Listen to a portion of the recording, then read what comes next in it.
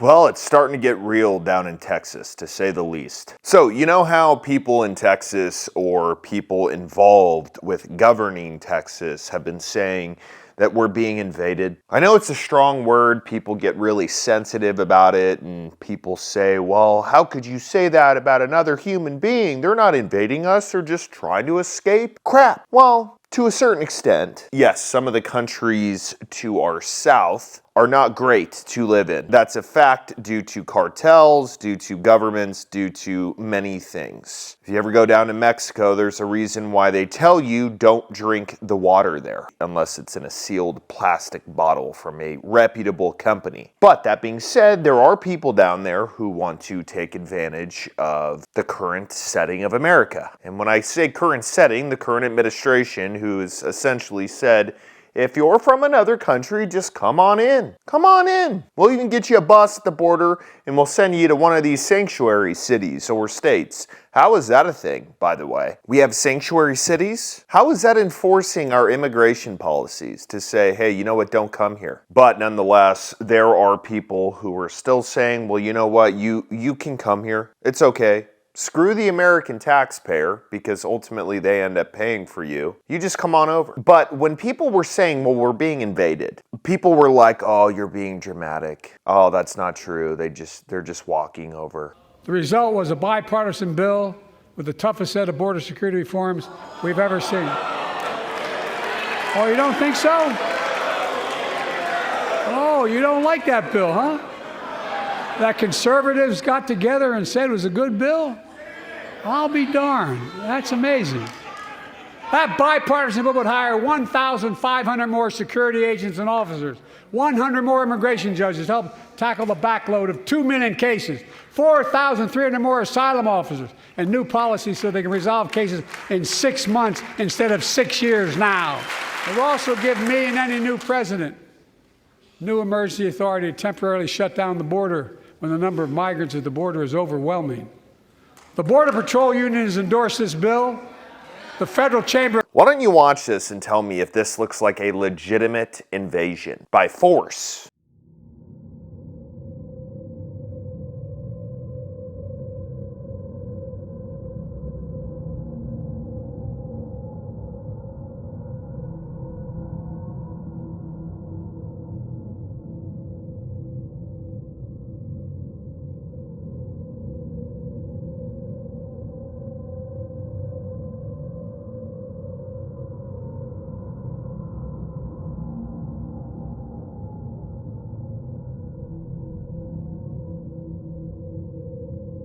Nothing? Joe Biden, you got nothing to say about this? Well, my mind goes to a couple of different spots when I see something like this. One, if people are saying that January 6th was an insurrection, what do you call this? Once again, Joe Biden and Kamal, you got nothing to say?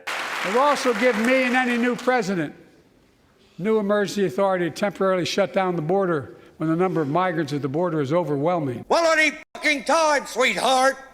A bunch of illegal immigrants trampling National Guard members to get across our border. Actually, it's not even across our border. They are so desperate to get over here that they're willing to trample National Guard members just to get to another gate. It's not like it was free sailing after that first gate. No, they did that just to get to another gate.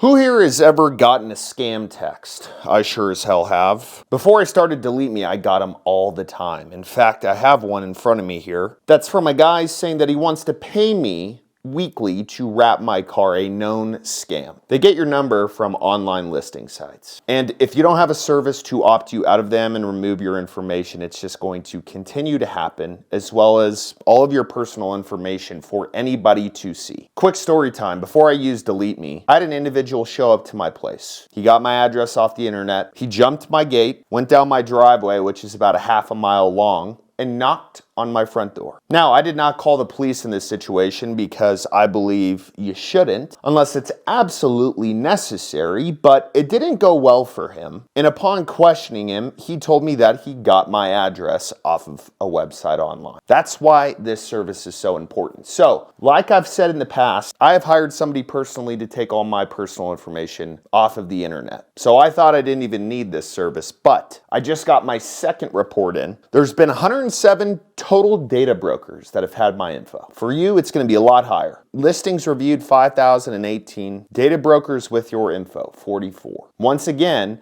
if you've never used a service like this, your numbers are probably going to be quadrupled. So it's already super affordable, but they're giving you an additional 20% off when you use my link and code below the video. Go get your personal information taken off the internet. On a scale of 1 to 10, how would you rate President Biden's State of the Union address? I give it an F for failure.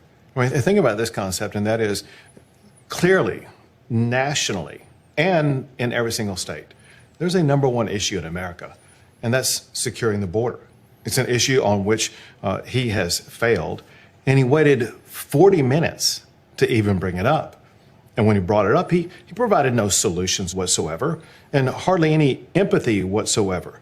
He gave a slap in the face to an overwhelming majority of Americans, including even Democrats. So like I said, my mind goes to a few places here. First of all, this situation makes me appreciate America and being an American very much. And if you are someone in the past or right now who's saying, oh, screw America, if you fly the American flag, you're a racist, you should watch this video until you appreciate America, until your brain is changed. Because this is a large group of people who are fighting tooth and nail to get into our country.